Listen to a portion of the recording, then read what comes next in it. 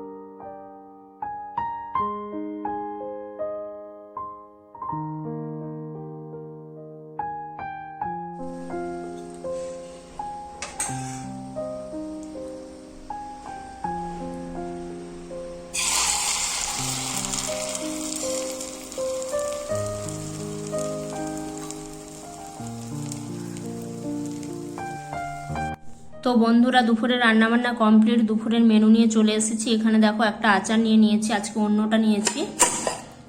আর এখানে রয়েছে গরম গরম ভাত। এখানে রয়েছে ডিম ভাজা, ডিমটা ঠান্ডা হয়ে গেছে। আর এখানে রয়েছে বাঁধাকপির তরকারি। তো বাঁধাকপিটা আমি যেভাবে বানালাম ওইভাবে বানিয়ে দেখবে, খেতে কিন্তু হেবি সুন্দর হয়। আর কি বলতো, অল্প কড়াইতে তেল দিয়ে বাঁধাকপিটা আর আলুটা যদি প্রথমে ভেজে নাও, ভাজতে ভাজতে সেদ্ধও হয়ে যাবে, বাঁধাকপি থেকে জল বেরিয়ে আর ভাজাও হয়ে যাবে। তারপর হচ্ছে গিয়ে এইভাবে মশলা করে যদি রান্না করো, হেবি সুন্দর হয় খেতে কিন্তু। তো চলো, রান্না বান্না কমপ্লিট, এবার ঝটপট করে খেয়ে নিই। তো বন্ধুরা, একেবারে সন্ধ্যেবেলায় তোমাদের সামনে চলে এলাম। তো এখন সন্ধ্যে নেই, 8টা মতো বেজে গেছে। তো আজকে অনলাইনে ক্লাস ছিল, তো আজকে ইউনিভার্সিটিতে বসে অনলাইনে ক্লাসটা করে নিয়েছিলাম। তারপরে এইমাত্র এলাম। তো এখন হচ্ছে কি খিদে পেয়ে গেছে, তো একটু বিস্কিট খেয়ে নেব। আর হচ্ছে গিয়ে একটু নিজের মতো টাইম কাটাবো এখন। তারপরে হচ্ছে গিয়ে রুটি বানাবো। তো দুপুরে বাঁধাকপির তরকারি রয়েছে, আর রুটি বানাবো রাত্রের জন্য। তো চলো, সাথে থাকো, দেখতে থাকো।